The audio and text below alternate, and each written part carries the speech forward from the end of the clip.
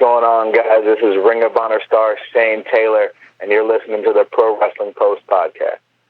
Welcome, ladies and gentlemen, for your time and your efforts, and we do welcome a very special guest with us this week, Ring of Honor's Shane Taylor. Thank you, Mr. Taylor, for your time and your energy. Well, of course, man. Thank you for having me. Maybe if you could share with, for fans, your early inspiration and your inspiration to compete, what motivated that in you and why it was something that you wanted to do.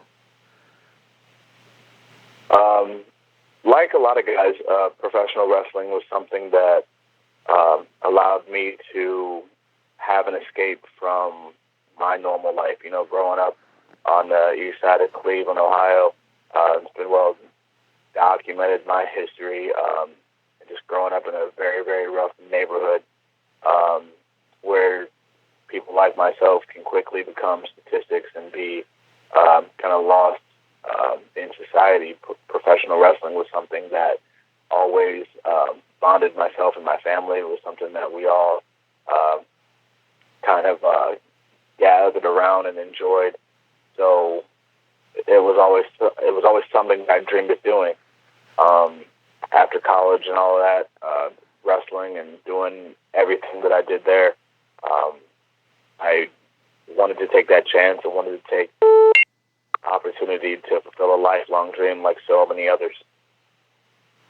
You had said that it was something that bonded you and your family. What was it about it per se that maybe bonded you, brought you closer together? Just the ability to congregate. Like we would watch pay-per-views, and even though we didn't have a lot of money, we would always like each house. I had a few aunts and uncles that lived around the corner, so each house would get like one pay-per-view a year, and we would just get there and go as a family and kind of just watch it. And in a city like Cleveland, you know, just being around family and just having that time together brings you closer. So just doing that along with the other day-to-day stuff was how we did it. That's outstanding. Growing up, I'm sure everybody kind of has their favorites or even their preferences, but seeing as that you're open to different types of wrestling, what was it or who was it that you maybe watched and caught your eye, really inspired you? From a physical standpoint, guys like Vader, Stan Hansen, guys that were never really the bodybuilder type, but were just big, strong dudes that would just go out and beat folks up, was something that I always admired because, you know, I'm not about to have a 12-pack anytime soon. But just to see those guys and their athleticism and the way they moved, and Vader for being well over 300 pounds, to be able to do moonsaults and things like that, and guys like Bam Bam as well, to be super agile, super athletic, make the most of their size, and still have that tremendous presence of being, you know, this monster guy was something that I always tried to emulate, as well as guys like Taker. When you look at, and when you talk presence, the guy walks out the stage and every eye turns to him, you know, so commanding that presence, commanding that stage, and owning the room is something that I still try to work on to this day. Do you think that in today's audience, it's harder to try and convince fans that that a guy the size of Shane Taylor can go, or they're much more educated and they're not closed-minded to that? What's been the gamut that maybe you've run across? I think fans, and it's a tough question because there are a lot of fans out there that take things at face value and just assume that because you look a certain way that you have to do certain things, or that you can't do certain things. And I think that for guys with the ability to sort of defy those expectations, the sky is the limit. You look at a guy, for example, like my boy Keith Lee, who can go out there And not only is he doing planches, not only is he doing topes, not only is he, doing hurricane rondas and things of that sort, but he's doing a lot of things that traditionally you don't see guys of that size do. So when people see that, it's an automatic, jaw-dropping, eye pop-out moment. And for the guys that have the ability to do those things, in this day and age of professional wrestling, you can almost write your own ticket. Outstanding. Now, for those that maybe aren't familiar, you did say, everyone's got a story, and yours had some challenges, but you've moved past that. But once it came to actually wrestling, what would you say your early development in Texas? What did you walk away from? So, I'm not going to say rumors and innuendo. I think there's another guy that does that, that will tend to use the terms or training under Ray Rowe or Bill Collier or Jack Stane, J Rock. What did you walk away from in each of those experiences and working with those guys? Each of those guys brought, so much different stuff to the table. When you talk about a guy like J Rock, his mind for wrestling and then his ideas on how things go as far as character stuff were things that that he still teaches me now. And you look at a guy like Ray Rowe, the things I learned from him as far as technique and positioning and where to stand, how to guard my steps, how to preserve my size, are things that he'll still watch my matches and be like, hey, you're doing this wrong, you're doing that wrong, you know what I mean? But that's what I love, because I try my very best to be a student of the game and to continually work to get better. And so having guys like that in your corner that will give it to you straight no matter what, because they want what's best for you, is something that I love, and when you have guys like Bill Collier as well, who just physically and present such great competition to push you to get better, you can't help but up your game each time you're in the ring with those guys or around those guys. So very, very fortunate to have guys like that in my corner.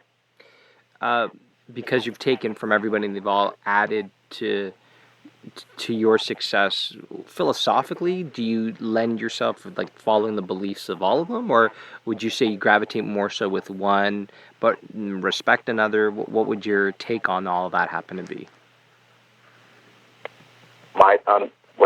My take on your philosophical beliefs when it comes to wrestling. Yeah. Oh, okay. Do they gravitate? I'm pretty open to a lot of things. There's like wrestling to me is like math. There's ways to do things, and then there's ways to defy those old rules. You know what I mean? So as long as someone can come up with something that gets the job done, and that being, it gets the fans to invest into them, and they're successful, then you can do what you want as long as it works. So that's my angle on it, is do what works. Okay, no doubt. And I'm sure you're coming across different perspectives as the further along you go along when it comes to training and developing, right? Oh, for sure. Yeah. There's guys that, think that, the older school ways are the best ways to do things, and they're entitled to their opinions and their beliefs because they've done it and they've been successful. But then you have guys that, are very much entrenched in the new style of doing things who are also successful. So again, it really just goes back to doing what works for you, and what gets the people to love or hate you. Why do you think that might have been so critical, or some of today's that are, you're entitled to your opinion, you experienced it, but they seem to harbor on a new philosophy or a new belief that's proving to be successful too? Mm-hmm. I think it ultimately just comes down to experience, experience in the older school days of wrestling versus the new. When you're dealing with society that's different now. People's attention spans are shorter now than they were 10 years ago, 20 years ago. So I think the game is just faster, you know. And you can see that across all sports, not just wrestling. You know, when you look at basketball, now all the highlights are threes and dunks. You know what I mean? Like, there's very few people that love a good defensive basketball game full of, you know, post play and mid-range jump shots. You know what I mean? Yeah, like, yeah, no, you're right. It's all, you know, highlight reels, dunks, and half-court three-pointers and things that make people go ooh and ah.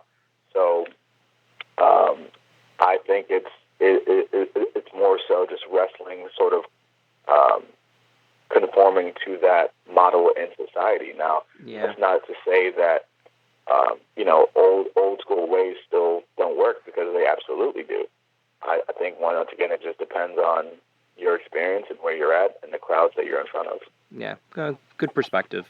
Part of me is that when you mention the basketball or make the basketball analogy, I tend to fear sometimes, like, at least in me, you know, if you see a dunk 100 times, does it lose its value? It's still really cool when Michael Jordan does it, but I mean, is it still as much? Or even the slam dunk contest? Like, those are the things where, how do you evolve? How do you grow? And I guess that's where today's envelope keeps getting pushed. So. Oh, of course. I mean, for example, I just saw a clip of somebody doing like a shooting star DDT, and I'm like, how do you get something better than that? Like, like, how do you up the game from that? You know what I mean? And that presents the crazy and unique challenge of what we do, because someone's going to up the game. You know, there's always going to be someone out there innovating. There's going to be guys just doing crazy stuff that you never thought you'd ever see. So it presents a very unique challenge, and one that only time will tell if we can continue to keep pushing the envelope, or if guys go, all right, now it's really getting out of control. Let's rein it in a little bit. But I mean, as long as it's putting people in seats and they're doing what they got to do, then hey, I'm all for it. Oh, no doubt. I mean, you look at some of the Japanese talent and are able to do it for as long as they are, and how they're able to maintain that, like a Tanahashi, and the beating that they take, and they still, right, they're still able to persevere and go through that. It's just a marvel. It's a marvel.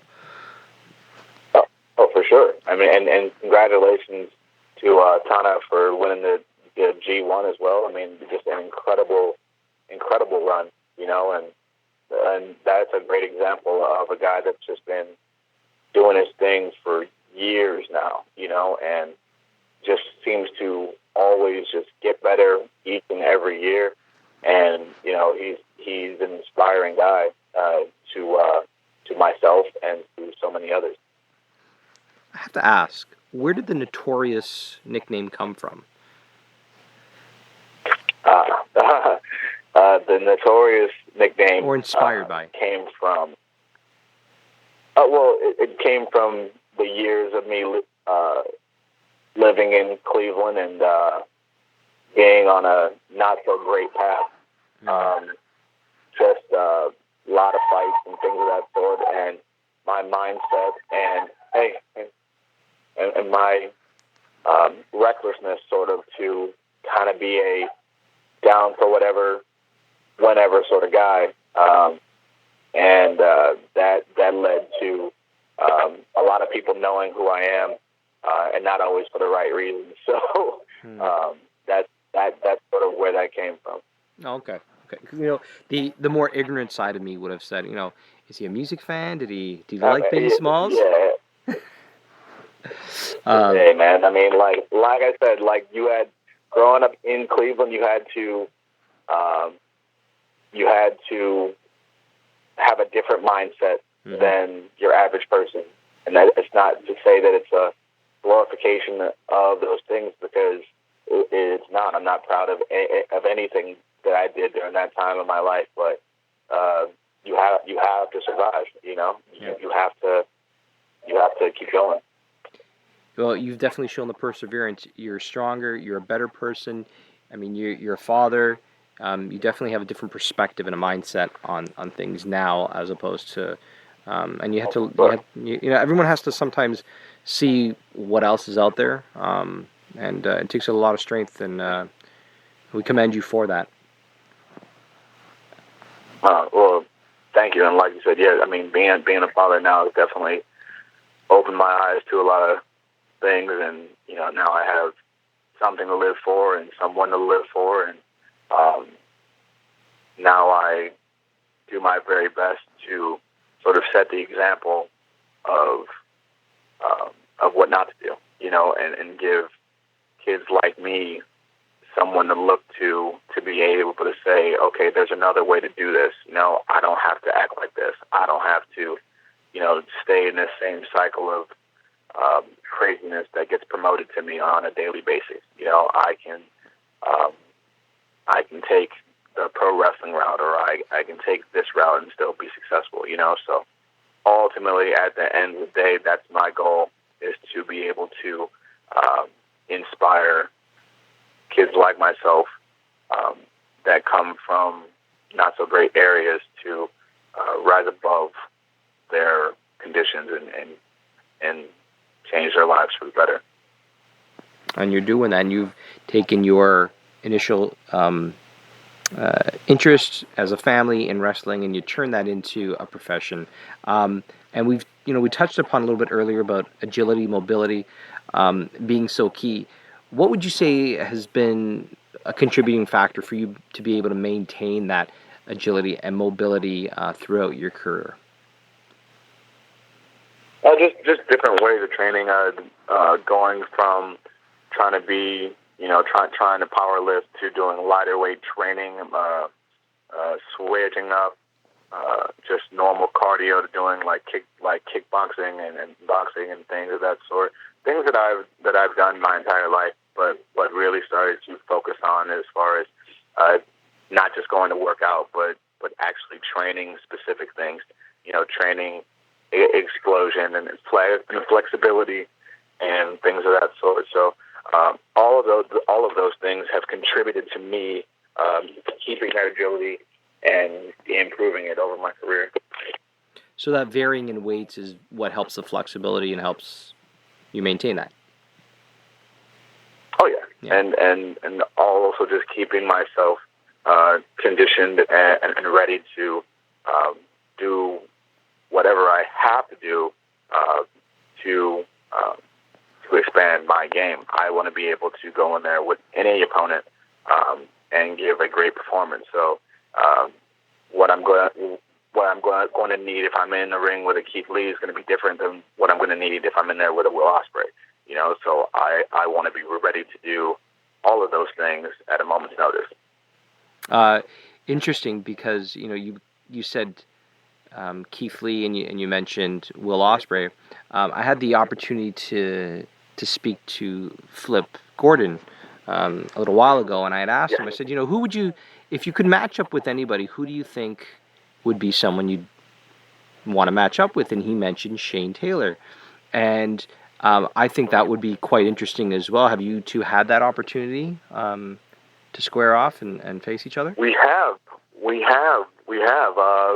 A few months ago, we had a singles match to determine the number one contender for the Ring of Honor TV title, and Flip Gordon came out on top of that one. He's a very resilient dude, so but I am looking forward to a rematch with Flip. So I'd be down for that as well. But yeah, he's an incredible guy, great competitor, and he's been highly successful. I think he just re-signed a 2-year deal with ROH, if I'm not mistaken. So congrats to him on that, and there's nothing but big things ahead of him. Yep.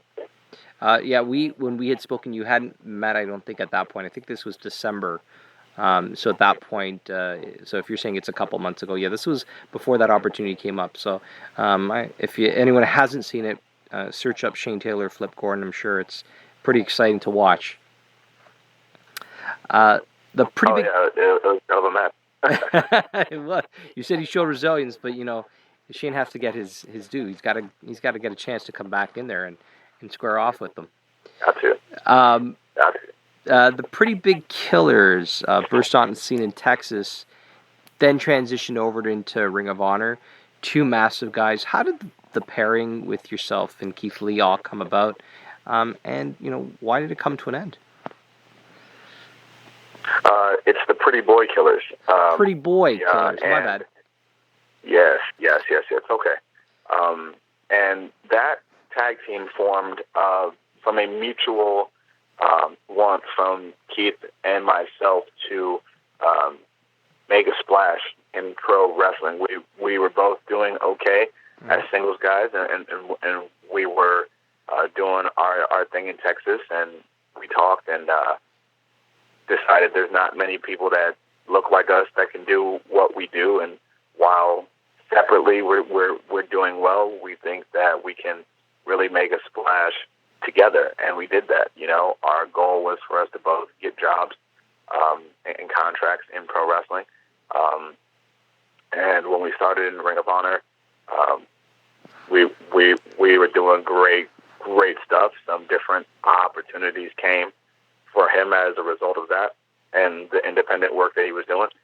And he decided that, what was best for him and his family was to go that route. And I support him in that because look at where he is now. He bet on himself, and it was the right call. And now he just made his NXT debut. He's gone all over the world, putting on incredible matches with, Suzuki and Ishii and Zack Sabre, and just, he's been absolutely killing it, so I couldn't be prouder of him. When you were together, if there was a match pairing that you had against another team, which one would you say either stood out or maybe didn't stand out, but to you it kind of flew under the radar and was deceptively very good? It's almost like a twofold question. I think all of our matches with War Machine were matches that I don't think people thought were going to be as good as they were. Mm-hmm. I don't think people thought the rivalry was going to be as good as it was. But I think that's an example of what all of us bring to the table, and War Raiders now, as they're known in NXT. But I think the drive of all four of us to go out there and kind of have a chip on our shoulder and prove to Ring of Honor fans, officials, the brass, and whoever else was watching across the world that we're four guys that are going to go out there and try to steal the show every time we're in the ring. And so when you got both of us together, both teams rather, it was excitement, and it was brutality, and it was hard hitting, and it was something that people love to watch. Oftentimes, you work best with people that you trust, and could a contributing factor to the success be your past relationship with Ray Rowe? Oh, all of my success can be attributed to Ray Rowe. The guy has taught me, damn near everything that I know, and to go out there and my personal drive to always prove people right when they back me, to prove to them that their investment was worth it, is something that drives me every single day, as well as to prove those who didn't invest that they're absolutely stupid for not doing so. The success that I gather in anything that I do is going to be a direct result of wanting to prove him right, wanting to prove right so many people that have stood in my corner and backed me. So that's always going to be a thing for me going forward. Did you ever ask Ray what it was that he saw in you to have so much faith in you to be successful? The truth of that is, he saw a guy that was willing to listen. He saw a guy that was willing to be coached and willing to do what it took to get better. I don't think he had any sort of expectations on what I would do or how successful I would be. I think he initially said, okay, I'll help you. Let's see if you listen. And I did. And once he saw that, then we started to train together. We started to get closer. Now he's closer to me than, almost anyone in the world. Blood couldn't make us any closer. The guy's my big brother, and he's always been there for anything that I've needed or wanted. Now, after Keith went off, did his own thing, had to look out for himself. Shane tends to have to rediscover or reinvent himself a little bit now because the team is dissipating. You're developing as a singles wrestler. Did you find that transition was easy, or it was seamless, that the way it was communicated was effective to Ring of Honor audiences? Yeah, it's a tricky one now. You got let me try to dodge this minefield of questions.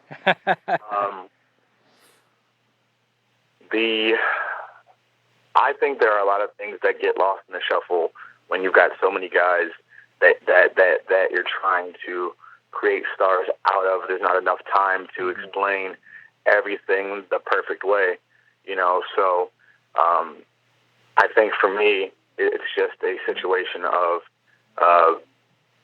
trying to break away from the pack and figuring out a way to do that that's easily told to audiences, that makes it easier on production or whoever else, to be able to convey that, and also the ability of letting me just go out and do what I do.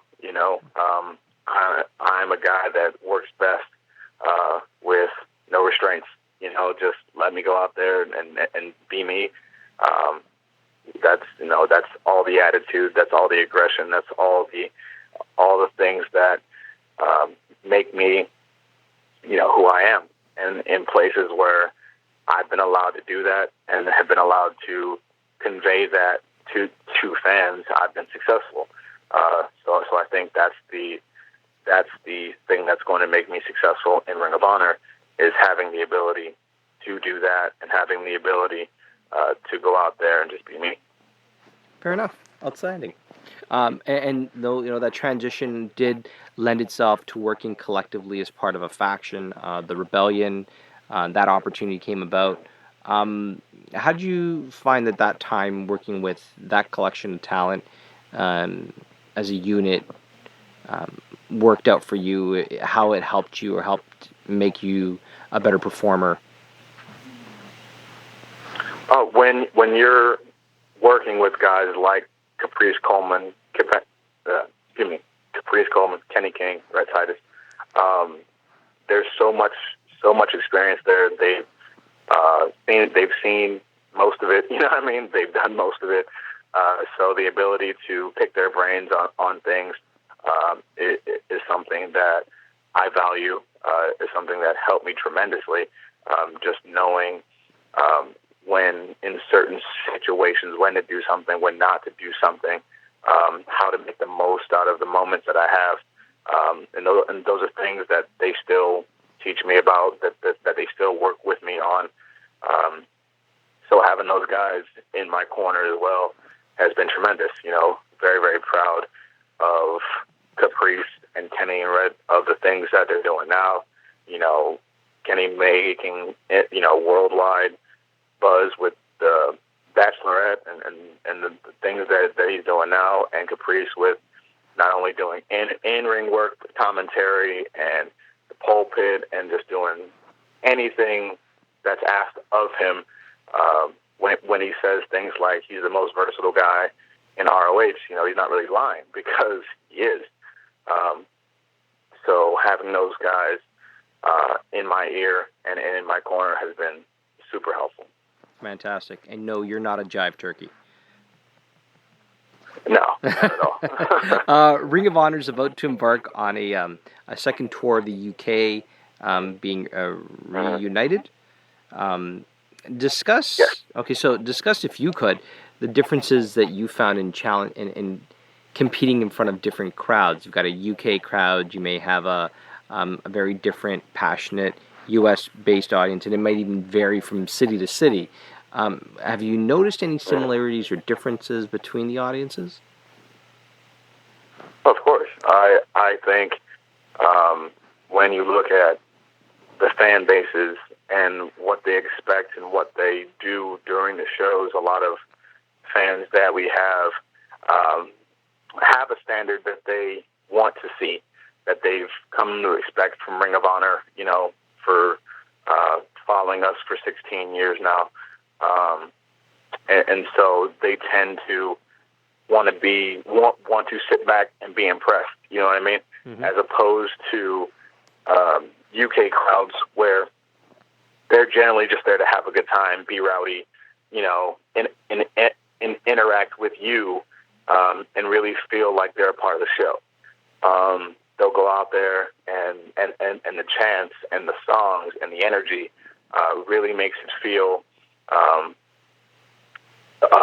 like not necessarily a party, but a big event. It's exciting, and not to say that it's not exciting to perform in front of fans here in the U.S. because it absolutely is. But there's just a difference in the energy, Mm-hmm. and when you feel that, it's something that can't really be duplicated anywhere else. So while it's different, neither one is better than the other. It's just a different vibe and a different feeling. And I guess that's where do you cater your offense based off of your environment per se. So Oh, for sure. if you got that Anytime you energy, go yeah. anywhere, yeah, you change up your game depending on where you're at. Crowds in New York are going to be different than crowds in Tennessee. So and crowds in Florida are going to be different than crowds in Dublin. You know what I mean? So Yeah, sure. you kind of just adjust your game to where you're at, and hopefully what you give them is what they want. Before we do let you go, Shane, this has been really eye-opening because there's a lot of stories to be told, and your experiences really lent itself to not just life but wrestling as well. What does the balance of 2018 and beyond have in store for Shane Taylor? Mm. The balance of the 2018 and beyond is hopefully me continuing to do what I've done, this past few years, and that's continue to make my presence on a national and international stage. Got a big tour of the UK coming at the end of October, so I'm very excited about that, about being able to work with some of the big companies there, and really sort of take that next step as far as creating that buzz, around the world that I am one of the best performers in the world. So that's what's on the agenda for me. And of course, next year, positioning myself to be on the Ring of Honor Madison Square Garden G1 Super Show with New Japan Pro Wrestling, and really making a statement during that event as well. All eyes are going to be on that, and I want to make sure that the name that people remember and the name that people are talking about come the end of that night is Shane Taylor. Outstanding. Shane, before we let you go, we do something here on Pro Wrestling Post, and it's really always up to the guest. So please don't feel as though you have to, but we were curious if you'd like to take part in a little game. Sure. Okay, so the game is called Wrestling Tinder. Much like regular. Oh, damn. Okay. I always get a chuckle when I mention the name of it. Much like regular Tinder, if you're interested in the topic, you can swipe right. If you're not interested, you swipe left. Gotcha. And we'll throw it out there. I could really be opening myself out. You're a Cleveland resident. I'm here based in Toronto. We could have some sparse words with one another, but I won't. But I will say this time maybe we leave it open, not necessarily just wrestling, but maybe life, sports. Yep. Sure. LeBron James. If you're We can interested, swipe right on that. okay, fair ahead. Go ahead, share. LeBron James, for those that, hate the guy, love the guy, whatever, you can't ask for a better ambassador to your sport. To me, greatness isn't just about what you do, during the game.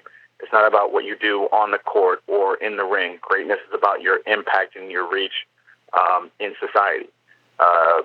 You can do whatever you want on the court, and success there is great.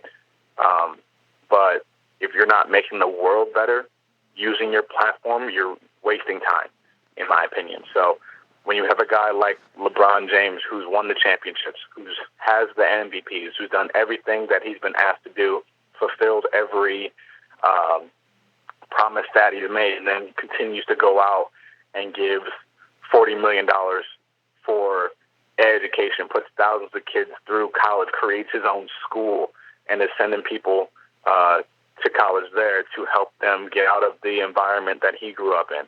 I mean, that to me is what makes him great. And whether he does it in Cleveland, Miami, Cleveland again, LA, wherever he does it, I don't care. That to me is what greatness is, not 6 championships, not any of that. You can be the most selfish guy in the world and be the greatest in your sport. That doesn't make you the greatest of all time. Hard to argue with that. One last Wrestling Tinder question. This one's a little more based off Soro. Wrestling World is a little bit mourning more so today, and you talked about how you were drawn to wrestlers that were larger and showed such agility. Jim the Anvil Neidhart. Opinions either left or right. We can swipe right on that as well. Sure. I was very, very saddened to hear about his passing, and prayers and thoughts go out to his family and his daughter, and him being a guy that I watched growing up. Heart Foundation, and just I really loved his energy, and he always just seemed like he was having a good time. He seemed a little crazy, but in a good way. Like he'd be a guy that would be the life of the party anywhere that he'd go. So we lost a great one with him. So again, it's just very, very sad to hear that. But the legacy that he left is going to be one that lives on for a very, very long time. No question. On behalf of Shane Taylor, Notorious Shane Taylor, this is Mark Madison for the Pro Wrestling Post podcast.